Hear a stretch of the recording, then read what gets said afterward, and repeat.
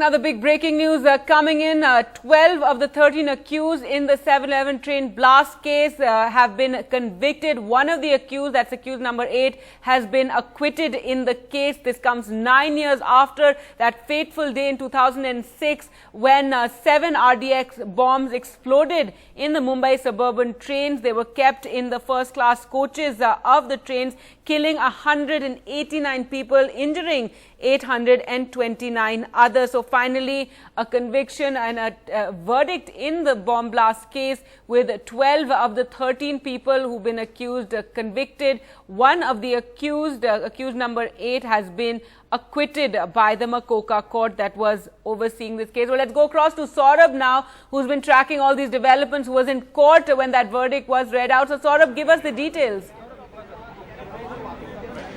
Well, at the moment, what we know is 12 accused among the 13 have been convicted. So major decision here.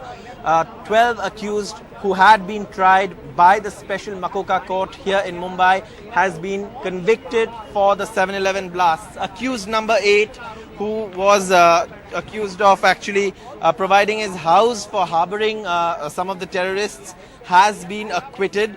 But the rest of the accused, all 13 who are alleged Simi men, now stand convicted in this court, in this case. The verdict coming 9 years after the 2006 serial blasts on Mumbai's local trains. Something that has taken 9 years is a long time, but at the moment what we can report from here is at least there is a conviction, some sense of justice, for the victims. And 189 people had died actually in those serial blasts in Mumbai. Within a span of 11 minutes, 7 bombs went off in first-class compartments. Soon after, the ATS had made arrests. 13 men had been picked up. But of course, there was a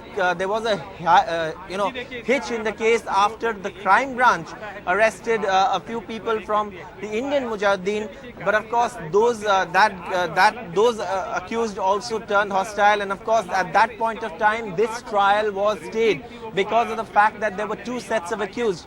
But now, of course, the court has decided. A special Makoka court in Mumbai has said that 12 out of the 13 accused have been convicted. Now, the exact sections on which they've been convicted for is something that we're still waiting for details. One of the sections is, of course, section 302, and that is one of the most stringent sections that they've been convicted for. Now, among the 13 accused, there are various roles that they've been assigned by the police investigation, from transporting the terrorists from Pakistanis to India through the Nepal border, procuring the explosives, assembling the bombs, providing accommodation to terrorists. All these things have been discussed in court. In fact, this has been a very, very long case where several IAS and IPS officers have also testified. Lots of witnesses have also testified. The trial has gone for a long time. Last year, the judgment was reserved sometime in September and August, and this time, of course, it's been delivered finally by the special Makoka judge. So a conviction coming in here at the special Makoka court in Mumbai.